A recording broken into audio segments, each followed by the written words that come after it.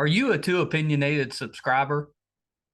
Did you know there's 15 million podcasts out there? And of those 15 million, only 38,000 have enough viewers to be listed on IMDb, the entertainment database.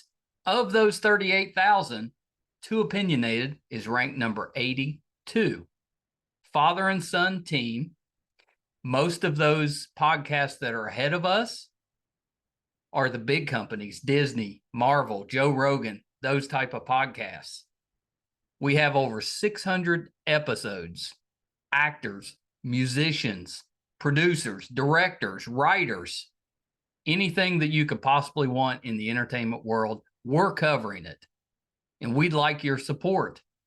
If you're not subscribed, it's easy to do and it's free. Our YouTube channel is MeisterCon Pod. Just go there and click that subscribe button. Helps us a ton. If you're listening, wherever you listen to your podcast from, subscribe there. It'll help us so much. And please go to imdb.com and check out our page. Look up the Too Opinionated Podcast, imdb.com, and just look around the page. It really helps us a ton. We'd really appreciate it. Thank you guys so much for your support. Until next time, bye, everybody. Hi, everybody. Welcome to another edition of Too Opinionated. I'm so excited today. I've got author Danielle Kaplan with me. So welcome, Danielle. Hi, Mike. What a treat it is to be with you, to be up here in Toronto, Canada, speaking to you in Virginia. I love having you on the show. I love your accent. Thank you. It's a little confusing because it's not actually a Canadian accent. Well, it didn't sound Canadian to me, but I'm not the best at picking out accents, but I like it. It sounds a little British to me. Yeah, so it's really a blended accent now because we've lived here for so many years, but actually I'm originally South African. Oh, South African. Okay. Yeah. Okay. Which was a British colony, so the vocabulary is similar.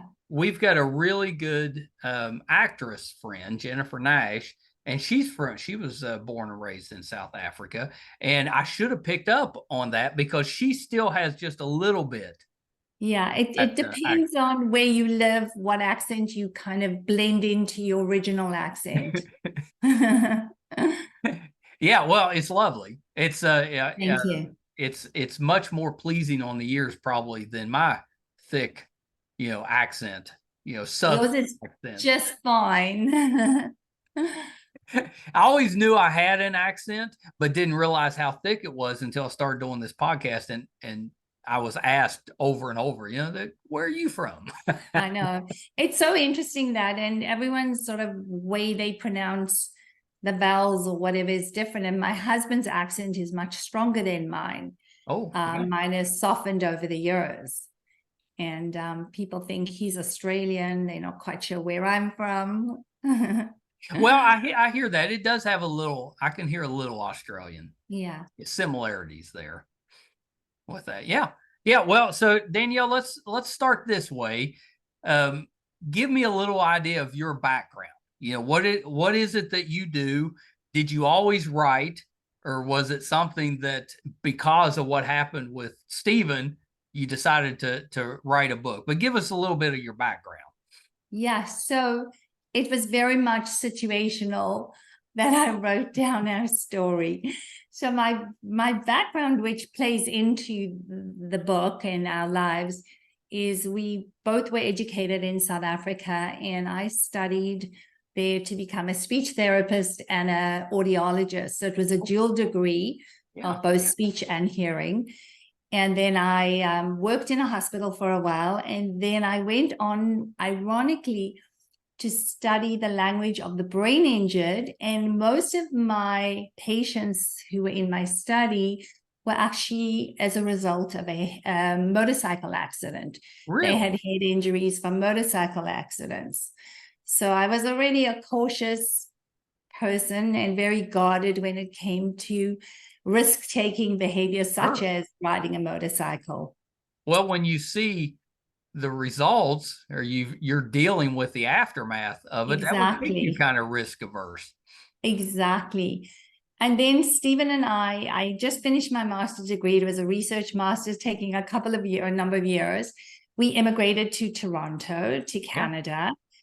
And I started working in a hospital here, ironically, again, in the area of neurosurgery, brain injury, spinal injury. I mean, it's almost like you were ICU. meant to do that, so just for the situation that you went through. I know, it is a little ironic. And it sort of really helped.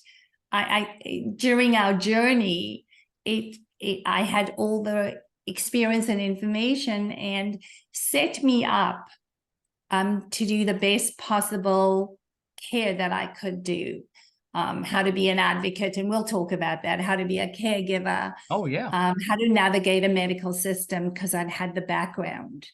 Yeah, yeah. And I'm sure that definitely came in handy. Yes, for sure. Yeah, absolutely. Well, and did I see that you also you've got some some athletic type of certifications, some workout stuff? Yes. So I think a blend of everything I did. I worked in a hospital, in an acute care hospital, in the ICU with spinal neurosurgery, different areas in language, communication, and eating and swallowing disorders. Yeah. But I've always been very athletic, both Stephen and I have, which is probably a good thing. It saved him in a way. Yeah, he was fit and strong. And I then did a whole lot of different certifications. I became a Pilates instructor. While working in the hospital, I did my personal training. Yeah. As well. I did bar training in the US, a couple of courses. And then I did, which was really useful, my rehab training. So if people have injuries, whether it's knee, shoulder, or more significant, how to work on their physical recovery. Yeah, I know. So, again, stuff that probably really came in handy was very much so. It was almost like I was meant to take care of this man in this way, although he wouldn't agree with me that way. He was like, he's such an independent soul, a free spirit. Well, so let's talk about the book. So it's a mouthful, but it's I Married a Thrill Seeker, a cautious wife's memoir of her husband's risk taking and their long road to recovery. Which I mean, that title tells you a lot about what you had to go through. But talk a little bit. What's the book about? You know, what happened with Stephen? Just give us some background on it. So a little bit about Stephen. Stephen is a thrill seeker. He's a really adventurous, free-spirited individual. He's extreme at everything he does, whether it's in his play or his work. He was a ultra marathon runner in his when he was younger. He did long distance bicycle riding. And then as he got older and our kids were older, he decided he wanted to go on solo bike adventures and explore Canada and the US. Yeah.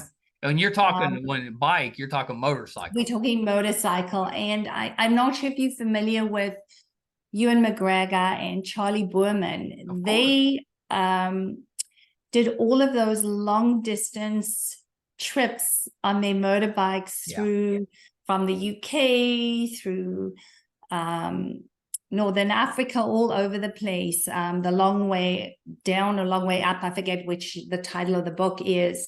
And Steve had the same motorbike, this big BMW Enduro adventure bike as they did. And he was a big, he did all his homework. He's somebody who, when he takes something on, he takes it on seriously. And he had read all their books, and he did all of his, when he would plan a trip, he would plan it to the nth degree, from where the gas stations were to where he could perhaps sleep overnight, to what the distance is from one town to the next. Well, so he was pretty well prepared. Very well prepared. This wasn't just a random little trip. So when he first started, was he, I'm assuming he was a motorcycle rider when you guys got together, but was there ever a time when you tried to talk him out of riding a motorcycle? So a funny story is when we met, and I was very conscientious at university, and I came from parents who were very liberal thinking, but very strict on certain things. So no drinking, no drinking and driving, no motorbikes, no, a whole list of that kind of risk behavior. And Steve turns up at my house the very first time to pick up something he'd left with me, to meet my parents on his motorcycle with his leather jacket, and my parents went, no ways to him or the motorbike. And so, yeah, I'm so sure I that think, in their head, they're like, there's no way she's getting on that bike. yeah, there's no ways. And I think to appease both myself, because obviously I was already studying my course, and there was no ways that a motorbike was going to be within our relationship, is going to be the third party of our relationship. He had a scrambler bike and he sold it. This was when we were dating. So he was very responsible. Yeah, that's a and good man. He made the right choice there. Yes, considerate, responsible. I guess he wanted to keep this relationship going. And here we are so many years later.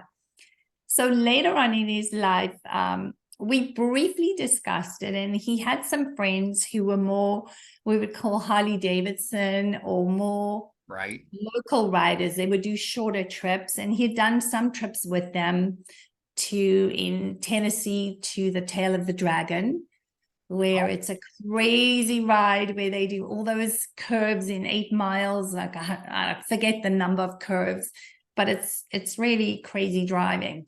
Yeah. He'd done that, but his preference was really to do these solo adventures. He covered a lot of northern the US and a lot of Canada, British Columbia, and his goal was to go to Alaska, his pot of gold, and return. And he had done a trip before, so this was his second trip, where he was going from Toronto through northern US, through British Columbia to Alaska, and then back through the Yukon, which is sort of a more rural, remote areas in the Yukon. Yeah. Well, how did you feel about him going on these solo adventures? I think if I tried to bring that up with my wife, of course, honestly, it'd be more likely that she would go on it than me. But but if I tried to do that, I think she would not be happy with me being off on my own like that. Well, correct. And first of all, what is a thrill seeker? A thrill seeker, someone like Steve, is someone who pursues challenges, adventures, likes speed. He likes speed, novel things, exciting things, without really fully weighing up the consequences, because you can't. If you fully weighed up the consequences of mountain climbing or solo, canyon climbing, or motorbike, jumping out of an airplane. Yeah, you wouldn't do it if you fully. So he was willing to take his, what he would call, calculated risk, and I would say there's no calculated risk here. So we did have an issue. We did have an issue, and so we did go for counseling. Believe it or not, we couldn't come to an agreement, and the counselor therapist, which looking back now probably didn't make a good, I didn't fully agree with, said that I needed to validate and support Steve in his adventures, and he needed to show empathy to me regarding my anxiety around his trips. So we never really came to an agreement, clearly, because this would never have happened. But I've also learned something. You can't change someone, and Steve is by nature a thrill seeker. I think it's hardwired. Well, it's probably part of the reason that you fell for him. Well, that's who he is. I was warned when we were dating. I was warned. I did a little bit of my homework. He'd called me once and I was studying, and I said no. So in between him calling me again, I did my homework, and people say, no, he's too mischievous. He's too wild for you. And I obviously became intrigued, and I threw caution to the wind, because I went out with him on a date. Yeah. Even though, I thought, he's a challenge. Did you ride on the motorcycle? Never. Never. So that was something that we we came to an understanding. He asked me initially, would I? And I said, you know, we have children. I would never take that risk. Yeah. But he is his own person, and I knew that. And he's not the kind of person you can tell what to do.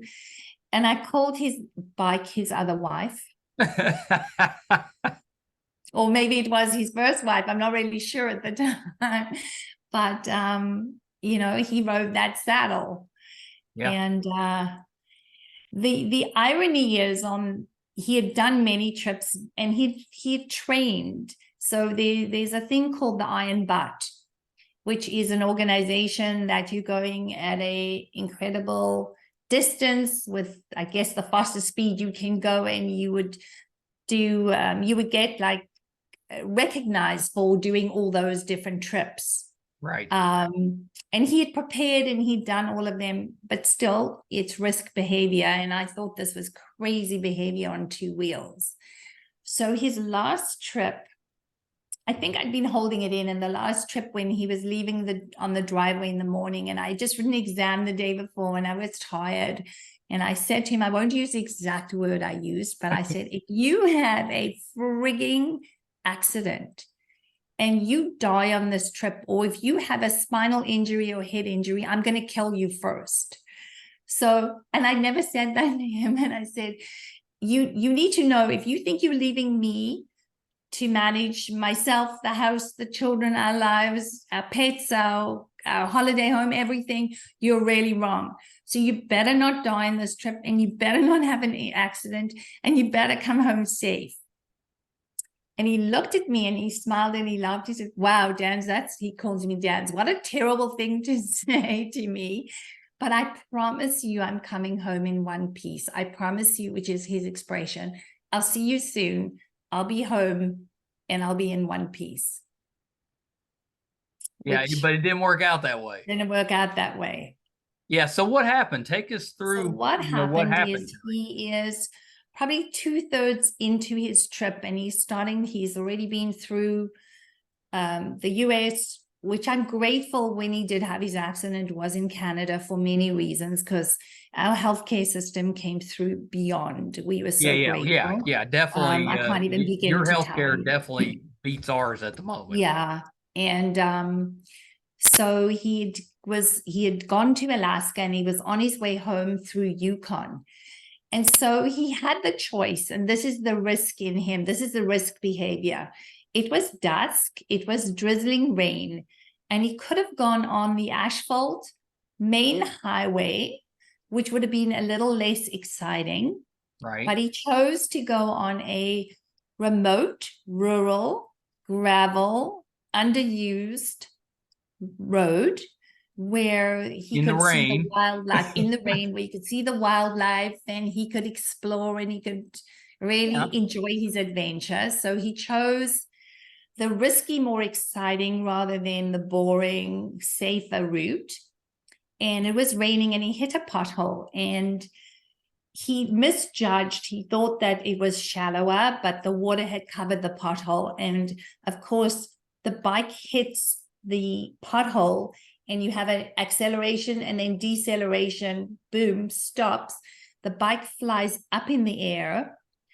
He flies off the bike because he's actually at this point standing on the pegs of the bike, standing up to maneuver around. And he thought he was safe. He thought he knew what he was doing. And he said he was going at a moderate speed. And I guess his moderate and my moderate are different. Right. But he thought he was being moderate and cautious. And he couldn't judge that the pothole was much deeper.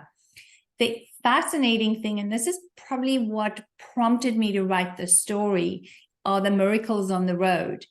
His bike flew up in the air and landed about 20, 30 meters away in very thick terrain. So bushy, couldn't see anything.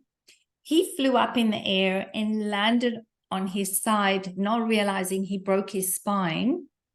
So he broke some vertebrae in the upper part, the thoracic part of the spine, and he damaged his heart the way he landed. It's like a valve in his heart, but he didn't quite realize it at the time. The bike is now completely in this thick terrain, which he can't see. and contents from his bike spilt all over. But the most amazing thing, and this is probably one of the lessons learned from this, is he traveled with, and I'm going to show it to you, although I know your audio, your listeners won't be able to see. Yeah. But this is called a spot. It's a satellite transponder. And he always, it looks like a little walkie-talkie. That's smart. It's, yeah. So I know today people have on their watches a satellite, the ability to find someone who have certain phones. But the problem is not everyone's battery, you have long battery on a phone, your battery can die. Right. But these transponders have multiple functions. It's a long life battery. It's called a spot. And it has 3 functions. I'll give you the 2 basic ones. One, it lets people follow you on a website. So people could follow his journey, which they did. It also sent me messages where his coordinates were and an automatic message stopping for the night, which I would like sigh a relief. Probably a relief, he's done for the night. I can relax for a few minutes. And then the third thing, it's got an emergency button. And this particular one is connected to a satellite emergency responder center in Texas. Okay. So normally you should carry this on your body. Steve, for some reason on this trip, attached it to a metal bracket on his motorbike. So it's attached onto this heavy metal bracket. Now imagine the bike has flown 20, 30 meters away from him. Yeah. The contents spilt around the motorbike in the thick bush, so he couldn't see anything. Right. And miraculously, and we just cannot even explain this, the transponder, and it's heavy, breaks off the metal bracket on impact, flies up in the air 20 to 30 meters. So like, I don't know, 60 feet. That's amazing. Amazing. And he's now broken his spine, so he's immobile on this very rural road. And this thing, this little box, lands just out of his reach, like a half a foot away from him. And he's not thinking, and he shuffles himself with a broken spine, somehow reaches, grabs it, and presses the button to call for help. So now what are the odds of that happening? It could have landed, it could have stayed on the bike. Yeah, it could have been in the brush. In the bush, 360 degrees anywhere, any direction. If you think of like a circle target around Steve, anywhere. And it landed as if he was the target in his reach. I mean, what are the odds? That's like winning the lottery of life. Yeah. Yeah. Yeah. He should probably start playing the lottery. I know he did a lot, but we think he used up all his lives. So like, what are the odds of that happening? And if you think about it, it's completely miraculous. Like, how do you ever explain that? Yeah. So that's the first miracle on the roadside. A good one. It's a good one. And of course, the emergency responders staffing the center contact the numbers given, and that's how they reached me. And I was away at our summer house on a lake. But the second miracle that happened, so they tell me that they've had 2 hits, and they asked me, what should they do? I said, are the coordinates moving? Because we looked, and they said no. I said, you better send out the first responders, which are the Canadian police, the RCMP, which is the Canadian Mountie Police, but they're in vehicles, not on horses. Right. And in case anyone's wondering, and the ambulance. But they warned me that they're at least 2 hours away. They said he's in a very remote area of the Yukon. Yeah. They're at least 2 hours away from him before they think they may reach him from the coordinates. Yeah, that had to be devastating for you. Can you imagine? Well, me and then him lying there immobile. And now, just to put the environment, to give you an idea, we're talking grizzly bear territory. So we dusk. This is grizzly bear territory, and they're animals. And he knows that he will likely not survive the night if he's left there overnight without any help. And when he pressed the transponder, the spot, he thought he was so remote that the chances of the satellite center receiving a message were very slim. And now Steve is really a strong, calm, in control kind of person. And I think this is probably the first time in his life he's ever felt fragile and vulnerable and out of control. Then the second miracle comes along in the form of the most incredible man, a trucker by the name of Frank. So Steve is in a very rural road where he has not seen a vehicle in hours. Frank has been on the road as a trucker since he was aged 14. And he covered that route to get back home to where he was living at the time in a little town called Faro. Now, when we're talking little towns, we're talking population 20, tiny towns. Tiny towns. He had stopped by some chance in a bigger town on the other end called Watson Lake. Yeah. And to get a drink, and ran into a friend and never ever deviated from his trucker's route. And for some reason that day, he decided to stay and have lunch with his friend. And if he hadn't, Stephen and him would have crossed paths, both of them driving their vehicles, Steve on his motorbike and Frank on his truck in his big rig. Yeah. And that would probably be one of the only vehicles Steve would have seen. But for some reason, Frank stayed, and so his trip home was delayed.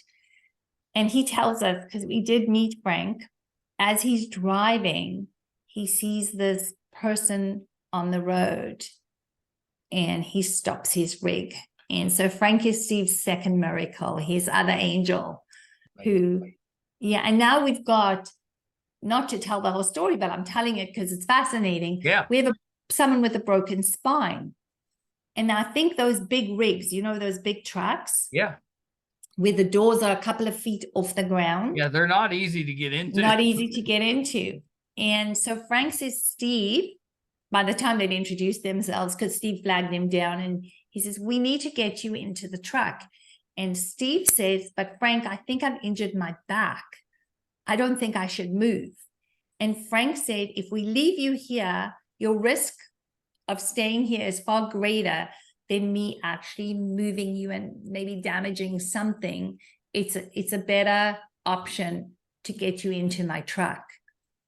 So now we're talking a dead weight person, because they could hear the animals around, and we're dusk and it's going into evening. And actually Frank's, I forget what you call it, but his satellite radio. Yeah. Didn't work from where they were. That's how remote it was.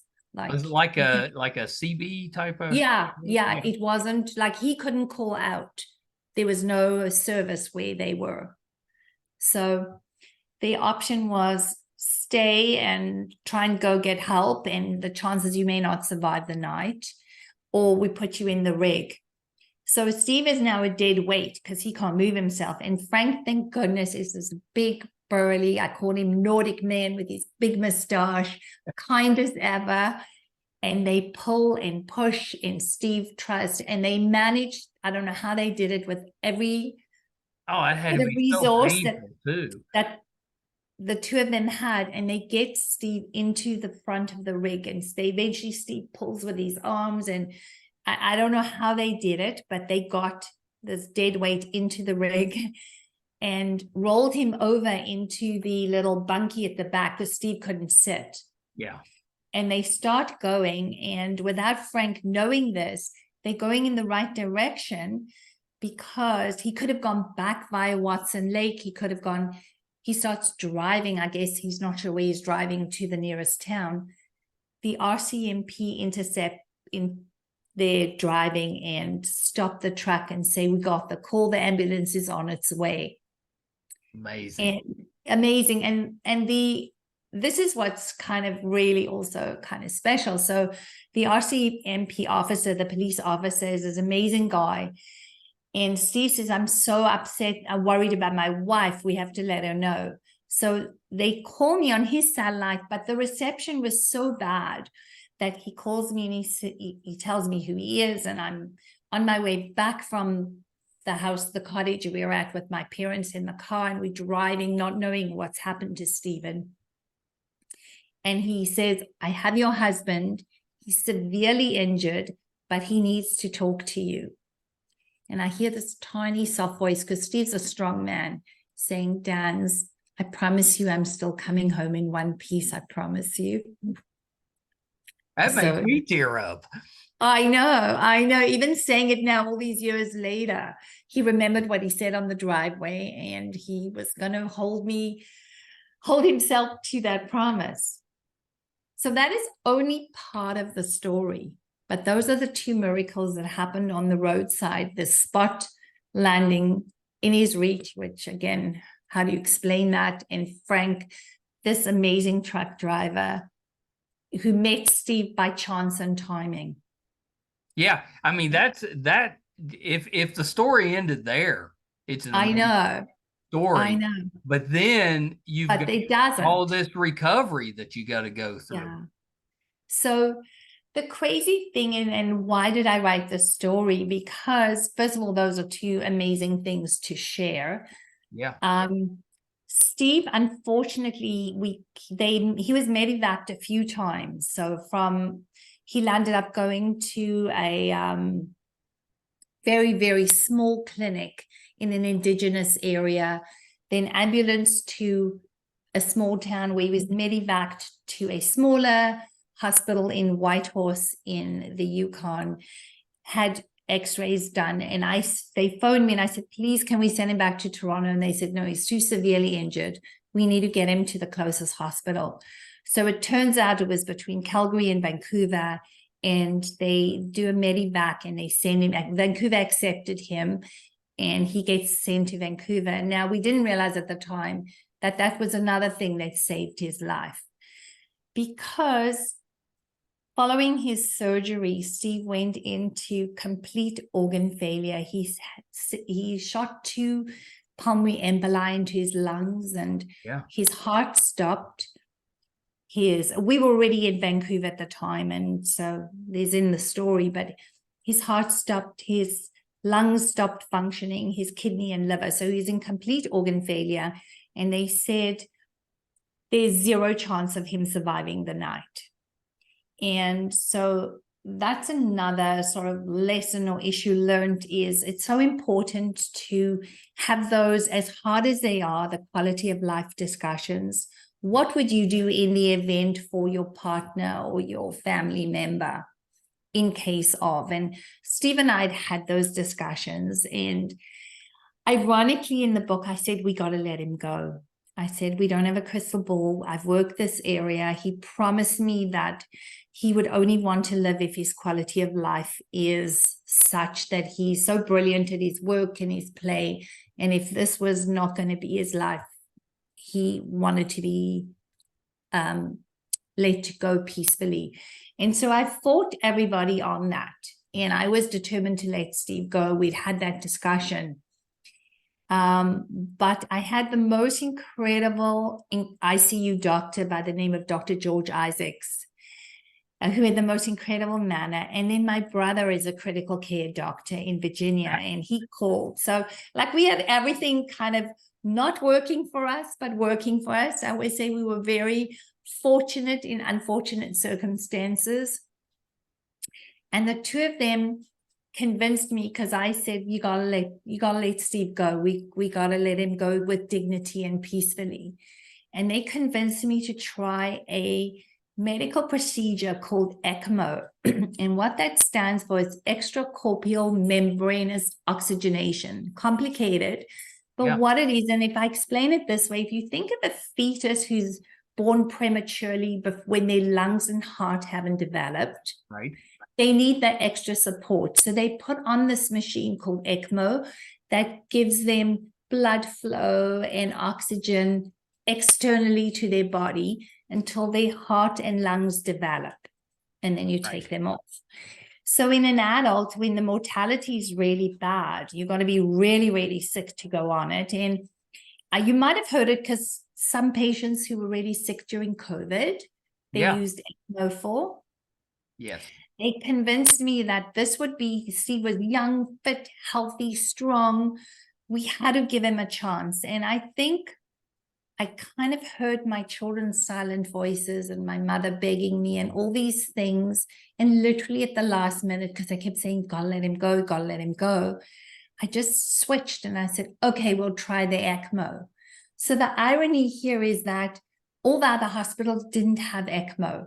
Vancouver Hospital was one of those. Not every hospital has this procedure. Right. If you've been sent somewhere else, they didn't have it. Do it.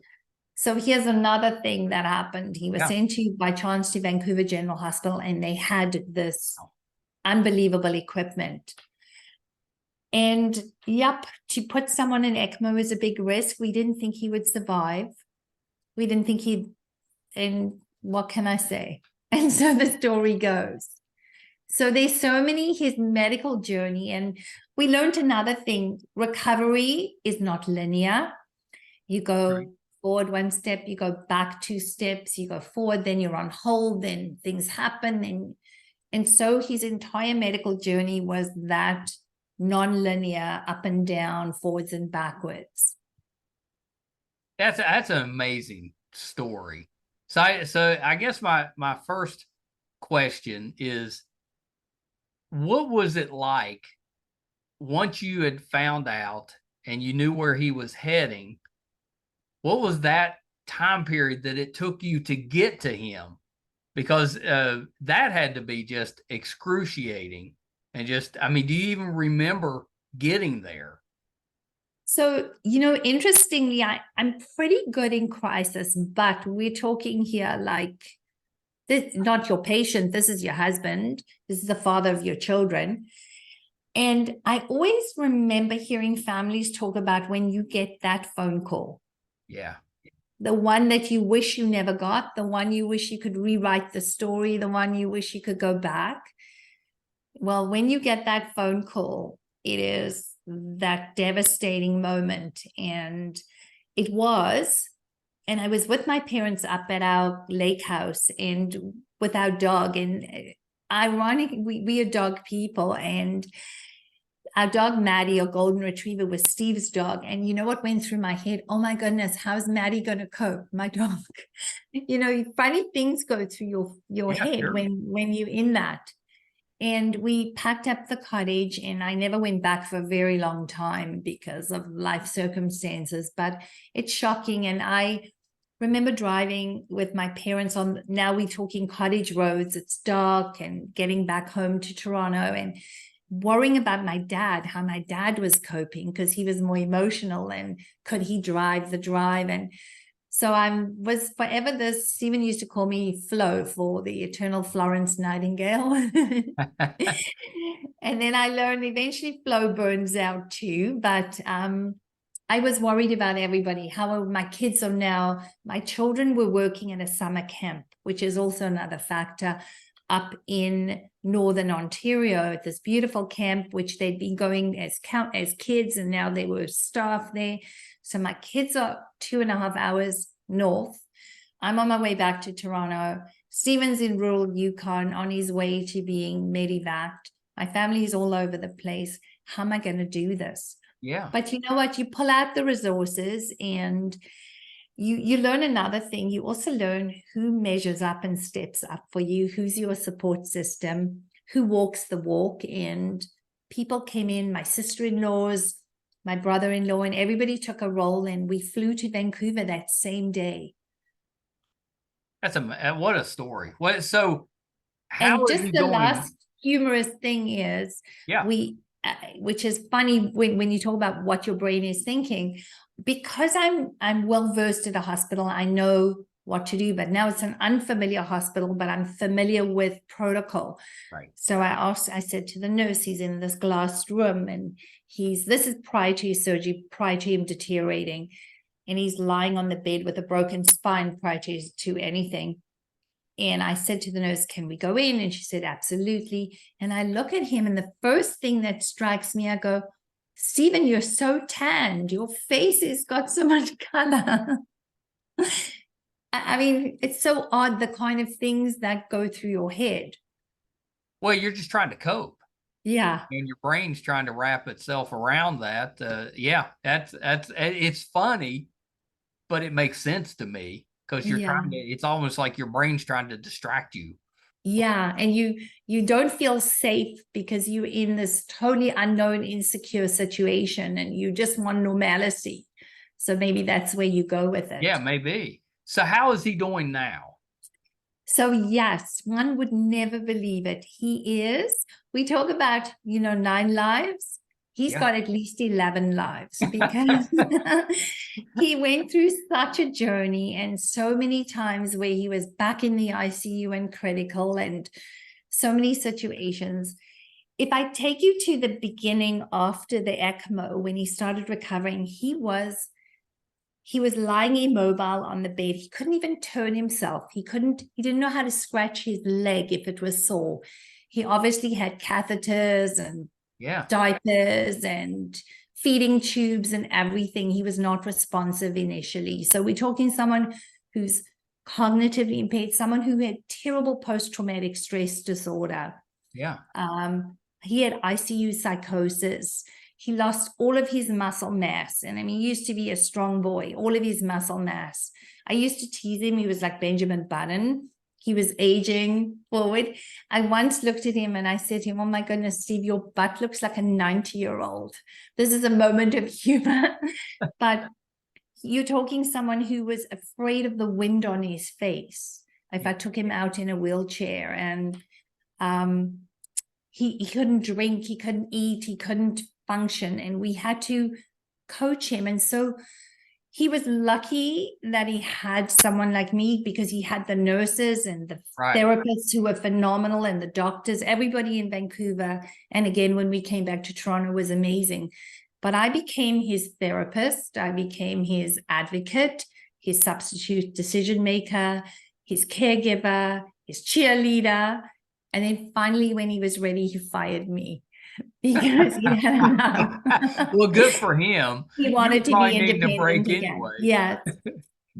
So how is he today? He rose from this individual who really couldn't even function. And I was like, oh my goodness, what did I do? Did I make the wrong decision to put him on ECMO? We should have let him go.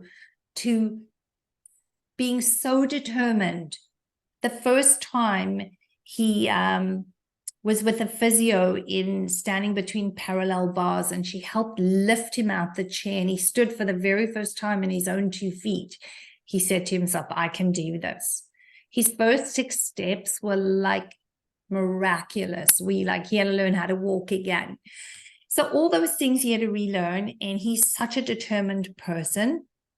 He rose so high that he was able to go back to his work and landed up more recently being the CFO and then the COO. His background is finance. Even though he's an adventurous soul, he's got 2 sides to him. This very focused integrity, do the right thing in his work ethic. And then in his play, he likes to push the limits and challenges. So he rose back to being this incredible, a lot of work, a lot of time, back to being a COO of a company, a beauty company, skincare company that broke the mold of skincare, and 1,400 employees worldwide a few years ago, and it's grown. And he had this huge responsibility, and he is back bicycling. He's on his mountain bike. He goes for 2 to 3 hours. He's just recently bought himself an e-bike to manage the hills a bit better because he has some deficits, although he would tell you he doesn't. He would tell you he's totally fine. He had bought a scooter. Like, what can I say? Like, he's already had risk, and he bought those stand-up scooters that he scooters around. Has already landed up in hospital briefly because he fell. But you can't take the thrill out of the seeker. Well, that's what I was going to ask you was, did that change him? A lot of people, they may have become really cautious after that, but I was kind of curious of that. Is he still thrill seeking?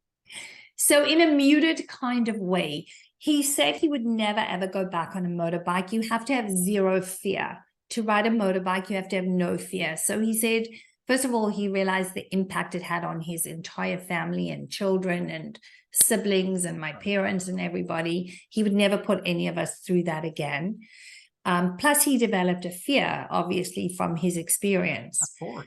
But somehow he's found a way to still have thrill and adventures. And again, he on his four wheels, he drives a lot faster than I would prefer him to. And that's his thrill and his challenge. It's in him, it's hardwired, but more muted. Good. Yeah. I don't think I have the resilience to do that again. I think I've done it once. You get married and you go through the vows and better, better and worse and all of that, but you never really think what worse is. Yeah, but you went through it. Yeah, we did go through quite a lot, and it certainly impacted on my children. Yeah. Who were teenagers at the time. They're now adults. And certainly was a very long period of time, and nothing's ever the same again, but you learn to become resilient and resourceful, and we do the best. Did it bring you two closer? Yeah, it's a good question, that, because I was after a period of time when he was well enough, I was really angry with him. Sure you were. I was, how did he ever take that risk that has affected all of our lives so traumatically? And I developed that feeling of the shoe is going to drop again, the anticipatory anxiety of travel or car driving or stuff like that. So I did go for help. I was able to vent and get out a whole lot with someone who wasn't going to be hurt by what I said. Right. And it was beneficial. Yeah, so you don't want to pile on. He's going through a lot. Yeah, so I did it with a professional. And then I got to the point what I needed to. And then much later on, I didn't realize that I was living in like crisis mode. I was waiting for the next crisis. I wasn't living in the present. I was anticipating. So I did go to a behavioral psychiatrist who helped me learn to live in the moment and ride the wave that you're currently in, which was such a useful thing. Like, things may change, but ride the wave you're in currently, and don't waste all that time and energy anticipating things, because it may never happen. Yeah. Which is kind of how Steve lives his life. He lives in the moment. And I used to like anticipate. So it was good for me to go for that professional help. Yeah. It definitely bonded us in many ways. And then I think for Steve, he was probably a little resentful of me being his clinician. Like, he didn't want me to be in that role with him anymore. And being his therapist or clinician was my coping mechanism. Right. If I was, gave you something to do. Yeah. If he was my patient, I could cope better than if he was my husband. So it did in many ways. And in other ways, there was like resentment from both of us, but we worked through it. My children didn't want to face it head on. And that was a whole other issue that came up and discussed in the book was, do I bring them to Vancouver? Do I keep them where they're safe, comfortable? And I made decisions and guided them. And who knows if I made the right decisions? What happens if he died and they weren't there? So, that did impact on them. And my daughter chose a profession that in healthcare, she's an occupational therapist, that probably was maybe guided a little bit by life experience. Sure. Yeah. Yeah. My son would thoroughly enjoy all your other. I went on your website. He's in media and graphics and film editing. And so, yeah. So he's very creative and artsy. But my daughter did pick a profession that, the seed might have been there from her dad's experience. Yeah, because as especially as teenagers, you'd feel so helpless and you just want to do something. Totally see that kind of point. And you never know if you're making the right decision for somebody else. And so I guided them to stay at the summer camp they were working at. But some people questioned that, whether I did the right thing or not. I wanted them to be safe and secure. And I wanted to get on with my job and not worry about them, because the problem was we weren't at home for most of it. We were in another province because he wasn't well enough to come back home. And every time we thought he was, he went a step back. What was that like when you got to bring him home? So the coolest thing about that, actually, there were two things. One, we flew back on a Learjet. How often do you get that experience? Not very often. No. So and the interesting thing is we knew that we were being medevac back, or when I had gone back briefly to see my children, then back. So I had this tiny carry-on bag, because they said, when you fly back, you're not going to have space. So I was I felt like I was one of those ads, the mix and match clothing. How many items can you survive with? And we flew back with a respiratory therapist, with a nurse, and the pilot on this Learjet with Steve on a stretcher, and being transferred then to the medical team ambulance here in Toronto. So, and it was a very interesting experience, because there's so many factors. A bed has to be available. So this is in summer, and any trauma unit, accidents happen in the summer. So it's very hard to come across a bed. So they had to line up when a bed is available, when the Learjet had gas and was ready to fly, when the team could fly and the patient was ready. So it was a ton of coordinating to get that. And we felt like it was espionage. We left at 3 a.m. in the night flying, because that was when they could coordinate everything. We felt like we were sneaking out of the hospital. He was escaping. We were escaping. Although they really were our family. That hospital, Vancouver General Hospital, the staff, the doctors came through for us. I was sad to leave, because I felt very safe in their hands, because we'd had so many other issues, or Steve had. So we landed up being there longer than we planned, and we'd had family come and go. And in the end, I was there by myself. I was told everyone, get on with your lives. We don't know how long we'll be here. We can manage. But then the reunion with the children was very special. We got back to the room, and so another irony, he landed up being admitted to the hospital where I used to work in trauma, a hospital called Sunnybrook Hospital in Toronto, one of the teaching hospitals, on the unit that I used to work. So I knew the staff. I mean, crazy, but anyway. So he was very lucky. He got a private room, and he's in bed getting, the nurses, everyone had seen him. And I see my two children arrive. We waited half an hour for them to come, for Steve to be settled. And they come, and my kids are not emotional or verbal. They keep it in. And they walk towards the bed, and literally he took their hands, held their hands as if he couldn't let go, which is not him or them. And they just sat there in silence, the three of them, until I had to break it, because it was too emotional and too intense. So I started asking them about camp and talked to Steve, and we broke the silence, because the three of them just sat there holding. And it was quite amazing. And then when he said to them, okay, guys, let me show you how I walk. And my heart stopped, because I knew that it would be a shock for them.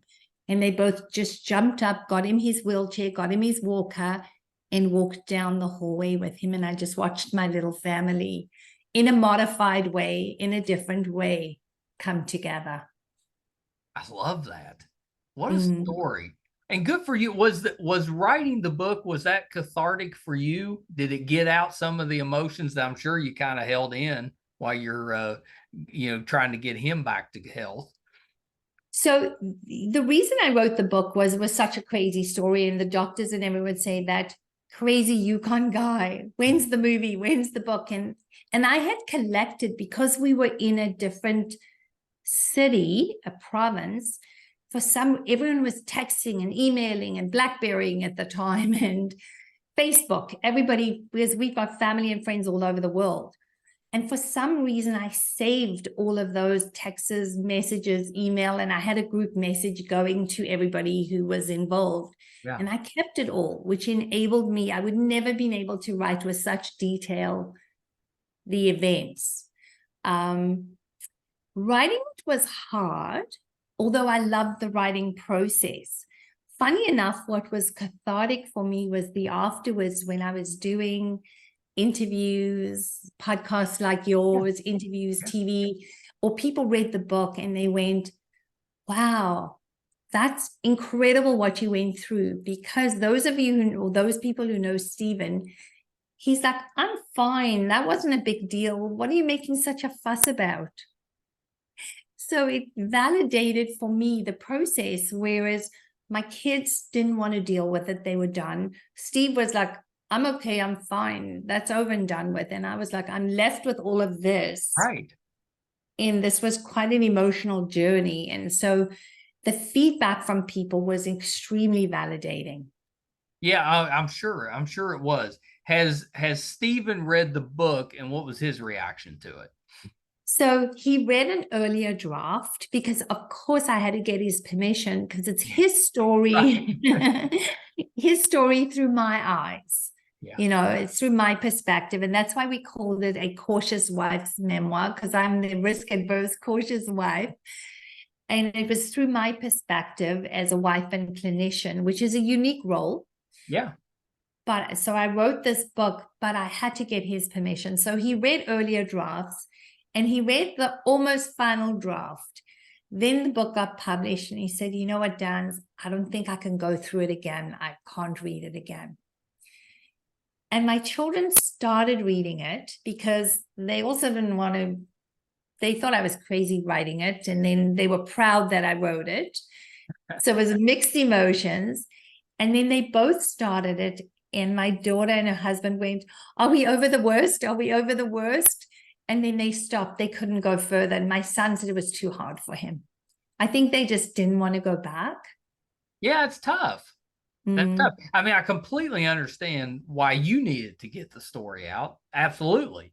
You know, because you're dealing with all this stuff day to day. You know, he's going through it. You're dealing with it. And he didn't even recall most of it. Well, yeah, of course not. Yeah, because he wasn't either cognitively able or emotionally able. Yeah. Well, good for you for actually getting it out, because that's what an amazing story. I can't believe that he went through all that and survived it. And you must see him now. He looks healthier than I do. I kind of get upset when people say, you know, Steve's looking so great. And then I like, did you forget about me? Did you, or have you went back to see Frank? Yeah, so this is the most amazing thing. And there are lots of, I'll tell you after that, the lessons we learned from this experience. And that's one of the reasons that it's useful reading the book. But 4 years later, and I thought Steve was like, I'm done with this. And we were driving in the car and I said, Steve, you know that today is 4 years since the accident, it was July the 16th. And I couldn't believe it. Without a second thought, he said, you know what? We're going to go visit Frank. And like he did with these trips, he was on it. He booked the flights, he planned the trip.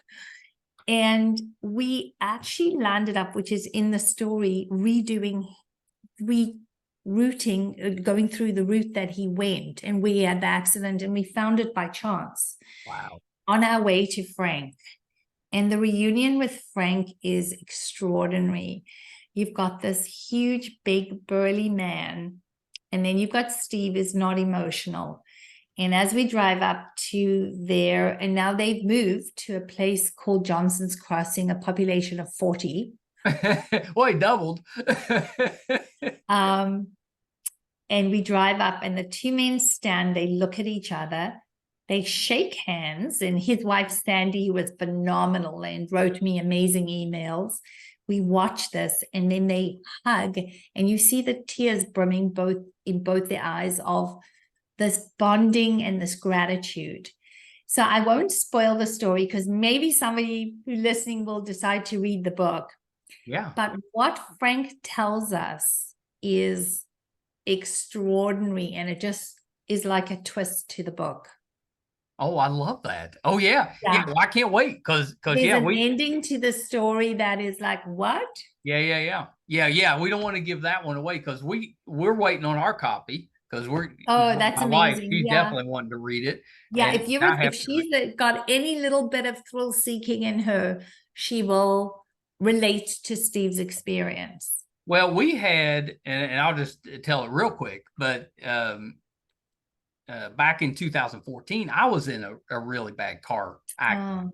and Brutal. and we had I was leaving work and I had called her. She was in LA. I was home and I was like, just checking in. I'm getting ready to head home. And I had about a 45-minute drive to get home. And and I was in a car wreck. And it was pretty That's bad. And I was terrible. I'm so pretty sorry. hurt. Oh, it's okay. I was pretty hurt. And we had that whole I wasn't as bad as Stephen, but I was pretty bad off. And we had that whole thing where, the people that came up and helped me get out of the car, I was worried about her. I was like, you have to call my wife and tell her I'm okay. And of course the Yeah, woman that's calls and thoughtful. she says, I'm with your husband. He was in a bad accident. And I'm on the ground saying, please tell her I'm okay. And, and she's panicking. And then that whole journey where she had to come try to book a flight and get back home. And then we did. Oh, so if you're in different places, that it's brutal. Oh, it's brutal. And that's why I was Yeah. asking you how you handled that. Yeah. But I remember, at the beginning, I couldn't even walk a block. I couldn't even, she was trying to help me walk to the corner and back. We couldn't even do that. So it was really a couple of years before I'd really fully recovered from that. I'm And sorry. I still have anxiety when I'm driving. Yeah, and it changes your perspective on It things. does. Mm-hmm. Most of our, at that, I was up until that point, it was if we went on anywhere in a car, I was like, well, I'm the guy. I have to drive. I'm the guy. Yeah. Even though I wasn't that great of a driver, I was like, I got to drive. But after the accident now, 90% of the driving she does because I can't do it. I still drive around by myself and everything, but I don't know, it's different when I have somebody in the car with me. I can't risk that. There's definitely one has post-stress anxiety, trauma from situations like that. And I think that it's good to recognize it because it helps you understand how you feel in your behavior. Yeah, I totally agree with that. But yeah, so we're looking forward to reading the book, but it's definitely going to bring up so I'm just going to say we empathize with each other, and it is traumatic, and it will bring back for you it will trigger for you potentially some of what you went through, which is really, it sounds like you went through also a long recovery. And it was a long time, but like I said, it's been almost 10 years now, and it's, it's in the rear view. But I just remember, the effect that it had on the kids, my parents, my parents came down to the hospital that I was at, and they had to, they passed the car. The car was just completely destroyed. They passed it on the way down. I just, I remember all of those guilty feelings of putting everybody else through that. Yeah. And I hear you because Steve went through that too, that terrible feeling of guilt, and you wish it would be different, but it sounds like your situation, it's unfortunate. Steve was more of a choice, but yours is unfortunate. Sometimes those things you still happens. feel, like what could I have done differently? Differently. And it just, you got to let that stuff go because stuff happens. Same with him. Even though he made that choice to go on the trip, of course, there's no way to know that would happen. What the outcome would be. Yeah, there's no way. Yeah. And just as humans, we don't tend to think of consequences, really. Correct. We only think about what we want to do. And but after something bad happens, then you have to think about, what have I done? Not just to myself, because that part you can kind of deal with. It's, but what have I done to everybody that I love? Yeah. And I think out of that comes a number of things. I think we have to live in the moment because we can't change what occurred. We can't dwell on what occurred because that will take us way down a bad rabbit hole. And we can't look too far forward because that's overwhelming. So, and I learned in medical crisis, you got to deal with the moment. It's hour by hour, breath by breath, day by day. The other thing that's really important that I learned from this, how important it is to have an advocate for you, whether if you're able to yourself or if you can't, some designated person who takes that role or gets designated to help navigate the healthcare system. Yes. Because you really do need someone to. Well, you're not able to do that. So you're either not able or not capable, and you need someone to do that for you because sometimes things happen that could be avoided or you push for things. So it's really important to have an advocate and to have someone who's a good caregiver when needed. Yes. You definitely need that. Yeah. And also to have those unfortunate quality of life discussions that we tend not to want to have, but sometimes on the unfortunate odd occasion we get faced with needing to understand what somebody would want. Yeah, it's very important to do, and not just accident wise. Yes, just growing older. Yes, absolutely, in life. And then with our particular situation, if you're a solo adventurer, you need to have some kind of satellite. I was just thinking, I was like, I'm gonna get one of those. Respond on your body. Yeah, for sure. I think that you read these stories of these young people who go mountaineering and then they lose contact. And so if they had something like that, it would be life-saving. It could save their life. Yeah, amazing. Well, Danielle, thank you so much for taking. I look forward to you reading the book. I'm excited to learn about Frank's story, which is actually phenomenal.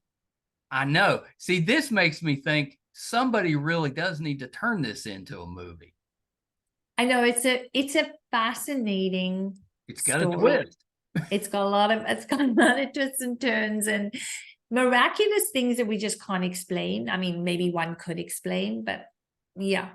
Well, I'm so happy that he's okay and that your family is doing well. Really well. We are traveling on this peaceful sort of road at the moment, which is really good. You've been through it. Well deserved. So a couple of things, Danielle, before we wrap up. First of all, where can we find the book? I would say in the US, it's in Barnes and Noble. Probably the easiest way to get it is on Amazon. It's on Amazon. It's in some select bookstores. It's hard to know which ones now. It was in Walmart.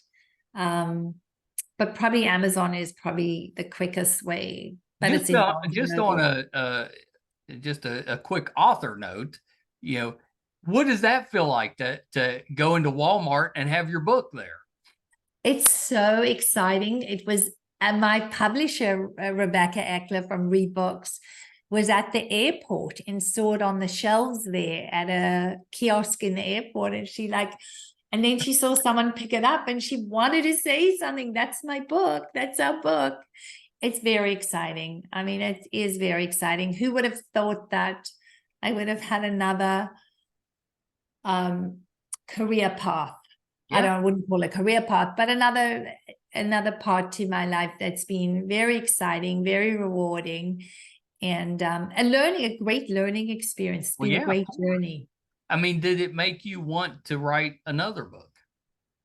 Yes, in a weird way. But the crazy thing is people keep saying to me, so when's the next book? And I'm like, are you crazy? There's no more story like that. But you have a tough time beating that story. Yeah, I couldn't come up with anything quite like that. I always admire people who write fiction. I could never write fiction. I don't know how to come up with the storyline and the characters. So it would have to be something nonfiction, but how do I beat that story? I can't. You can't. Yeah, you can't. Well, last thing, Danielle, before we go, if someone wants to find out more about you and Stephen and the family, are you on social media? Where can they find you? I am. So probably one of the best ways to follow the whole path of this, there's a website, www.imarriedaThrillSeeker.com. So it's the title of the book, .com. I'm on social media under my name, Danielle Kaplan, on Facebook and Instagram. Probably nothing that exciting, but I do have know. a little bit of the book's journey. Yeah. But we can be reached through either Rebooks, which is my publisher, or on the website, or on social media. Yeah, Or amazing. through you. Or through me. That's right. Or through you. Maybe you'll write your story. You never know. You know, I think everybody has a story to tell. Some are just a little bit more, wild or different, but I think everyone has a story to tell. Yeah, I completely agree with that. Well, Danielle, thank you so much. I knew it was going to be a good conversation. It was amazing. What a story. Like, it's been what a treat to talk with you. It's been a wonderful conversation. I feel inspired again. Wonderful. It was terrific. Thank you. And I hope your wife stays safe in whatever she does. Yes, me too. Because she's definitely, and I don't know if I'd call her a thrill seeker, but she's definitely closer than I am. Right. All right, Danielle, hold on. Enjoy your grandchildren. Take care. Oh, yeah, of course. Of course. Okay, hold on one second. Author Danielle Kaplan. What a story. And I'm an emotional guy. I've talked about that a lot on this podcast. She had me tearing up a couple of different times. And I'm sure some of it probably had to do with that Emily, my wife, and I have been through something similar. Not nearly to that extent. I'm just amazed at everything that her and Stephen went through, and so thankful that he's okay. Amazingly, he's okay.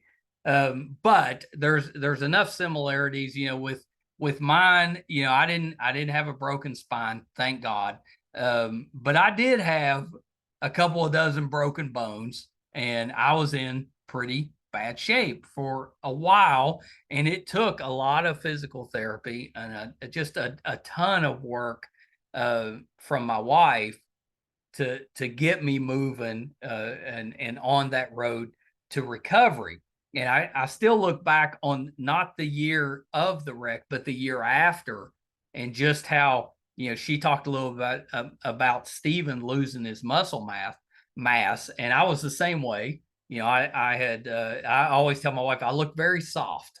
That first year recovering, very soft, and it was just baby steps and taking the time to fully recover and get back in the gym and start relearning how to use your muscles and adjusting for the pain that you're going through until you're able not to have that pain and being able to do that. It's a journey, and I'm sure that there's millions of people that have had to go through something traumatic, and it's not about just the person that was hurt. It's about all the family and everybody that they're close to. It's a journey. So really wanted to bring you that story because I knew it was going to be just amazing. Danielle, Stephen sounds like just an amazing guy, and just it sounds like very accomplished, just a terrific, a talented man. Danielle is every bit as talented, and just amazing what she has been able to accomplish. And I don't think you can take for granted the fact that she took the time to write this book. And I'm sure it was cathartic, but she also had to relive it as she's writing it. And that's not easy to do. I'm just so impressed with her. And I hope that you enjoyed this interview as well. A little bit longer than some that we have done, but I think definitely worth it. If you're finding us for the first time, thank you. I hope you enjoyed it, and I hope that we can count on your support. It's easy to do. It's free. If you're watching, our YouTube channel is MeisterCon Pod. just please hit subscribe. Doesn't cost you a dime. Really helps us out. If you're listening, just wherever you listen to your podcast from, just subscribe there. That'll help us. You know, we put out episode 646 today. You can find all of those audio and video on our website, meistercon.com. So please check us out there as well. Thank you guys so much. Till next time. Bye, everybody. Hi, everybody. I'm once again here to ask for your support. It's been a big year for the Too Opinionated podcast. Back in February, we got to live out a dream, moderate for William Shatner here in our hometown. In May, we passed 100,000 downloads on our YouTube channel, and we followed that up in June with 50,000 downloads on the audio side. We recently posted our 600th episode, which is pretty good volume for just a father and son operation. You know, not too many podcasts can keep that volume up. We've been doing this now for 4.5 years, 600 plus episodes. We recently hit 1,000 subscribers on our YouTube channel, which is a really big deal for us because we've always gotten the views, but have struggled to get people to subscribe. So that 1,000 was a big deal for us. And best of all, we were recently named one of the top podcasts on IMDb, which is the entertainment database. You know, those that are ahead of us, we came in at number 82. Those that are ahead of us are bigger companies like Disney, mostly Marvel, and Joe Rogan, that type of podcast. So for us, being just a small West Virginia father and son podcast, to be in the top 100 out of 15 million, it's a pretty big deal for us. So thank you for everything you've done for us so far. Got a couple little ways, though, that you can help us, and they're free, and they're really easy. If you haven't checked out our YouTube channel yet, please go to YouTube. It's under MeisterCon Pod. Just hit subscribe. It's free. Doesn't cost you anything. Really helps us a ton. And maybe even more important, if you could go to imdb.com, look up the Too Opinionated podcast, and just look around the page. Just having that traffic on the page really helps us out. So that's a couple easy ways that you can support us, even if you're not listening or watching all of the time. And we want you to listen and watch, because I think that our guest list, I would put up against anybody, any other show, podcast, anybody out there. I think our guest list holds up.